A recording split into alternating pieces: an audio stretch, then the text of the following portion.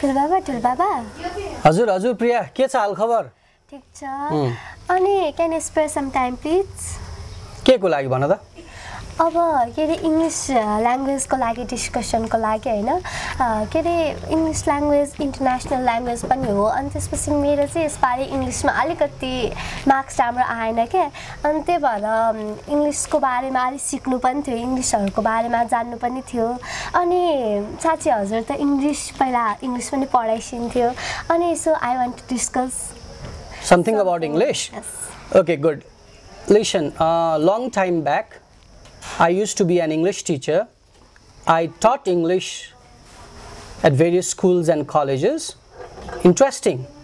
छोरीलाई English को बारेमा जान्ने नयाँ कुराहरु सिक्ने English language को when we talk about language learning any language is an asset.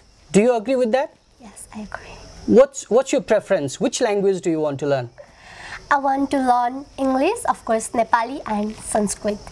Oh, that's great. Listen, if you have a combo of English, Nepali and Sanskrit, that would be phenomenal, excellent.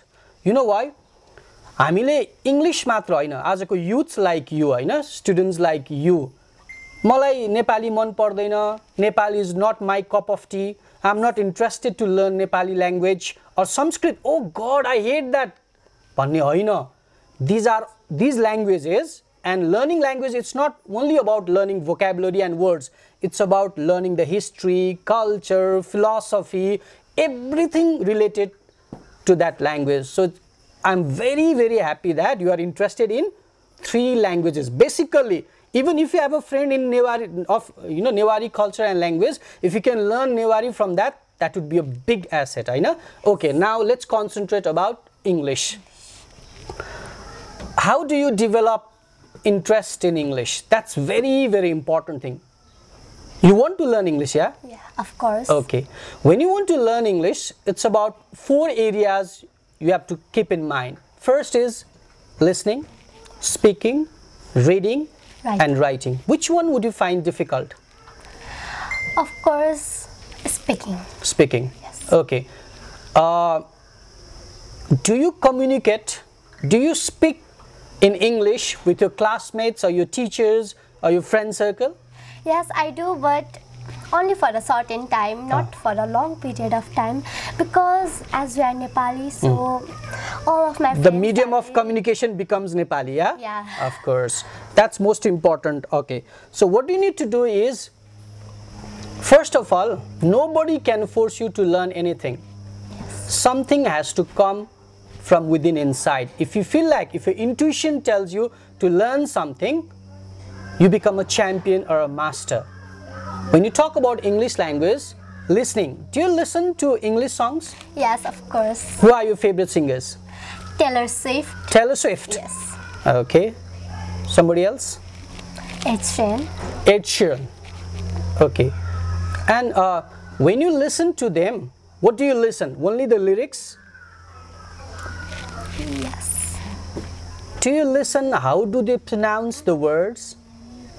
No. For example, generally you have a trend of speaking, I want to develop my English. Say it again. I want to develop my English. Oh, develop. Look.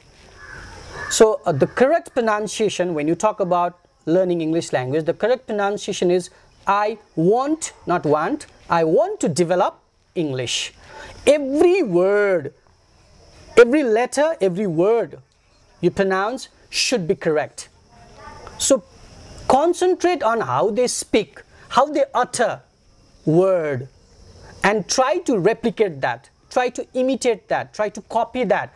And look, the best way of learning English language is stand in front of a mirror and speak, like as if you are addressing a large group of people.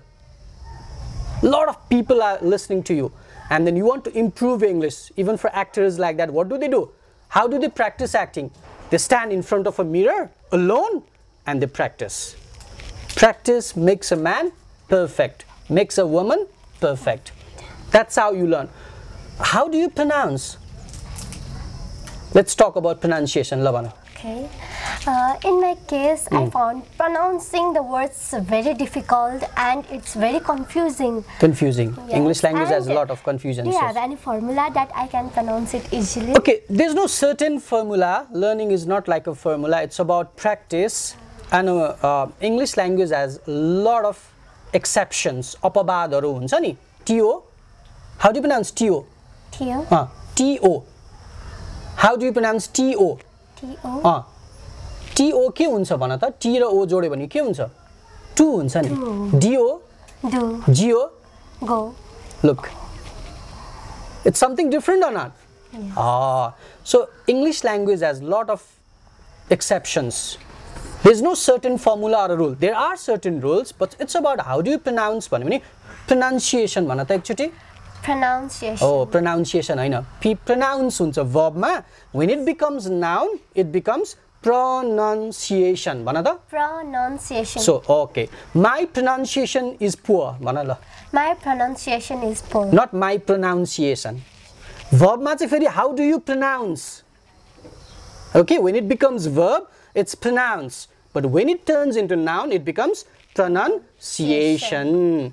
So how do you learn? How do you listen? Look, there are so easy ways nowadays. Mobile छ, TV छ, gadgets हरु छ, तिमीहरु सुन्छौ हैन? अनि foreigners हरुले, British हरुले, Americans हरुले, Canadians हरुले pronounce गरेको interviews हरु हेर्छौ, show हरु हेर्छौ, गीतहरु सुन्छौ अनि उनीहरुले कसरी pronunciation गर्छ हैन? Pronounce गर्छ त्यो words हरुलाई गर्ने. अनि writing.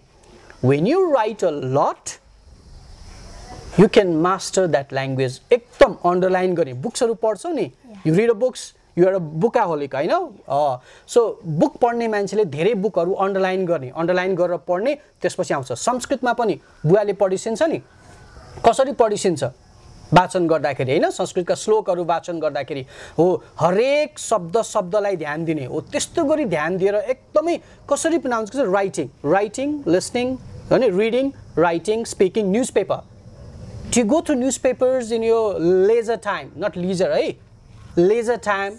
So at your school? Do you go? No. Ani? अरु टाढै चाहिदैन. Book को difficult words are like vocabulary. अर्को के रे? Vocabulary. Vocabs भन्छौ नि हामी. Short मा के भन्छौ रे? Vocabs. How do you increase or strengthen your vocab? त्यसको लागि चाहिँ तिमीले जसरी book मा underline गर्छौ नि difficult words are like a good student is he or she who does not always consult dictionary for every difficult word. He or she should be able to derive meaning out of that context. The story, the poem, the novel, the autobiography ma कुन context मा use भएको छ त्यसलाई how do you try? तिमी के गर्छौ ल भन इंग्लिश सिक्नु पर्यो भने अथवा तिमीले अहिले कसरी इंग्लिशलाई अलिअलि भए पनि स्ट्रङ बनाउँदैछौ भन त? First, of course, watching English movies. Watching हैन फेरि भन त? Watching English movies. English movies, Good. listening to English songs. Listening to songs. And of course, reading English books. Autobiography, novels. Whatever kind of book you find it. Oh, you grab that. Oh, you indulge yourself into learning new things. What about Sanskrit? अलिअलि संस्कृतको कुराहरु पनि तिमी सिक्छौ हैन? घरमा कसरी सिक्छौ अथवा संस्कृत अथवा नेपाली ल्याङ्ग्वेजलाई कसरी स्ट्रङ बनाइराछौ ल भन त? कसले सिकाउँछ तिमीलाई? Grandfather. Oh, हजुरबुवाले हैन? हजुरबुवाले भन्नुहुन्छ नि यस्तो गर्नुपर्छ, यो शब्द यसरी उच्चारण गर्नुपर्छ भन्दाखेरि हो के न? हो एउटा मात्रै श्लोक हैन? अब वसुधैव कुटुम्बकम जननी जन्मभूमिश्च स्वर्गादपि गरियसी मेरा सुख मेरा साना दुखले आर्ज्याको मुलुक होइन पृथ्वीनारायण शाहको हाम्रो ओल्ड क्लासिकल ल्याङ्ग्वेज हरेक कुराहरुमा शब्दहरुमा ध्यान दिनुपर्छ अनि मेन कुरा इन्ट्रेस्ट हुनु पर्यो जस्तो तिमीलाई इन्ट्रेस्ट छ नि ठुलो बाबा I want to learn English I want to improve my English भन त इंग्लिश गुड जस्तो फर एक्जाम्पल हैन she is a girl Do you understand? Yes. I know she, S-H-E, she is H. How do you pronounce? Otter. H, mana? H. H ma, the tone out. She is a girl, but S-E-A, she is far from us, mana? She is far from us. Look at the difference. She is a girl. She is a girl. She is a girl. Is a girl. She is far from us. She is far from us. Look at the difference. How do you pronounce? I know utter. Oh, the diction हुन्छ नि हो त्यो एक्सेन्टहरुलाई चाहिँ बिस्तारै improve गर it does not happen overnight success does not happen overnight and success is not that pancake which you can distribute to your family members hand to hand easily तिमी successful भयो भने तिम्रो भाइ तिम्रो साथी भाइ एकैचोटी सक्सेसफुल हुन्छ हुँदैन they can be motivated or inspired from you तर they have to work themselves hard okay न हो इंग्लिश ल्याङ्ग्वेज मा पनि you have to try आज तिमीलाई यति फिल भयो आहा I want to learn English I want to learn Nepali नेपालीमा पनि राम्रो शब्द उच्चारण हो भन त nature is beautiful नेपालीमा भन त प्रकृति एकदमै सुन्दर छ हो अब कसैले उच्चारण गर्दा के गर्छन् थाहा छ प्रकृति सुन्दर छिन् प्रकृति हैन नि त प्रकृति हो एकदम शब्दहरुलाई चाहिँ उच्चारण गर्दा राम्रो ध्यान दिनु पर्छ इन्ट्रेस्ट अनि सरहरुले your teacher is your best mentor टिचरले कसरी प्रोनाउन्स गर्नु छ sometimes your teacher might be incorrect sir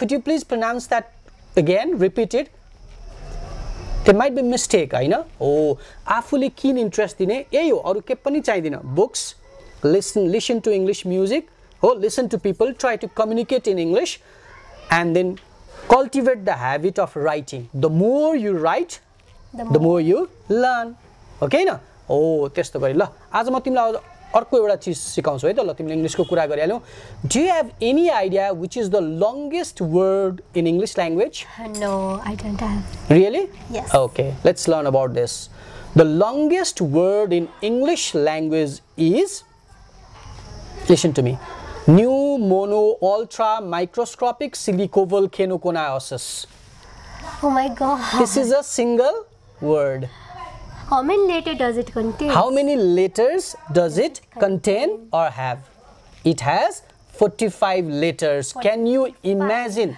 45 letters a single word repeat okay follow me new mono ultra microscopic silly coval coniosis new mono ultra microscopic silly coval coniosis and what does it mean it's a kind of a disease long disease caused by kind of a sand or silico something sand and it's a long disease look so even if you how did longest word so there are a lot of things you can try on experimenting new things when you have spare time utilize your time in a productive way learning English language are you reading books or something like that lately which is the book that you are reading right now it ends with us it ends with us say it again it ends with us so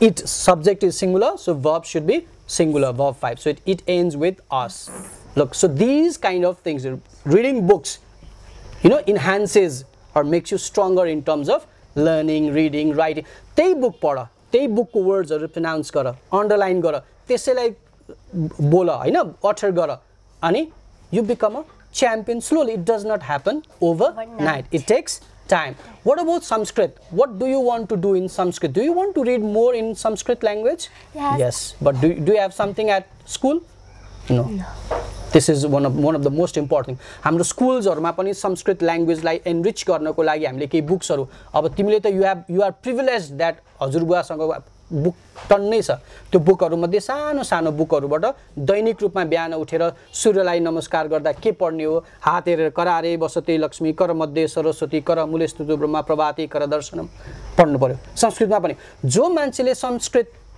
English र Nepali language सक्यो भने नेवारी अरु ल्याङ्ग्वेजहरु पनि पढ्छ जति धेरै language पढ्यो त्यसको प्रोनाउन्सिएसन एन्ड डिक्सन एकदम राम्रो हुन्छ Did you have any idea about this लाग्छ कि लाग्दैन हो धेरै ल्याङ्ग्वेज पढ्यो भने धेरै राम्रो हुन्छ हैन उच्चारण गर्न सजिलो हुन्छ तिम्रै क्लासमा पनि कति साथीहरुलाई अलिकति गाह्रो हुन सक्छ होला okay so now another most important thing is do you want to establish a connection between Nepali English and Sanskrit yes of course ल भन के गर्न सकिन्छ होला अथवा के गर्नु पर्छ होला Nepali of course Nepali is our national language a national language okay English is international language worldwide and Sanskrit is the oldest language the mother of all languages अब हेर त यो तीनटालाई हामीले एस्टाब्लिश गर्न सक्यौं भने र हाम्रो दिव्यपुरी टिभी बाट मार्फत पनि हाम्रो युथहरुलाई तिम्रो जस्तो स्टुडेन्ट स्कुल गोअर्सहरुलाई कलेज गोअर्सहरुलाई चाहिँ हामीले के गर्न सक्छौं ल्याङ्ग्वेज प्रतिको आकर्षण ल्याङ्ग्वेज मात्र होइन कल्चर रिलिजन हैन मेडिटेसन ट्रेडिसन हो यो चीजहरुलाई इस्टाब्लिश गर्न सक्यो भने it becomes an asset to everyone सबै enriched हुन्छ है हो you have to become an ambassador तिमी के बन्न सक्छौ तब ambassador say it again ambassador what do you mean by ambassador राजदूत भन्छ नि who can represent your country भने जस्तै तिमी चाहिँ ल्याङ्ग्वेज को ambassador बन्यौ इंग्लिश नेपाली संस्कृत ल्याङ्ग्वेज लाई interconnected establish interconnection between these three languages and other languages also Newari language अरु मैथिली ल्याङ्ग्वेज भोजपुरी ल्याङ्ग्वेज अरु ल्याङ्ग्वेजहरुमा पनि मिडियम बन्यो र हामीले भाषा र संस्कृतिलाई प्रचार प्रसार गर्यो भने त्यो चाहिँ युथहरुमा तिम्रो जस्तो school goers college goers university गोर्सहरुमा त्यो ल्याङ्ग्वेजको महत्व भयो भने कति राम्रो हुन्छ होला हो के भन त do you wish to become an ambassador of all these languages okay so what do you have to do for this के गर्नु पर्छ होला यसको लागि भन त for that I have to improve myself first yes start from yourself I have to start from myself change from yourself change starts from yourself inner self oh ल आजलाई भयो त ल thank you very much have a good day okay thank you थप भिडियोहरुको लागि हाम्रो channel subscribe गर्नुहोस् र छेउमा रहेको बेल आइकन पनि दबाउनुहोस्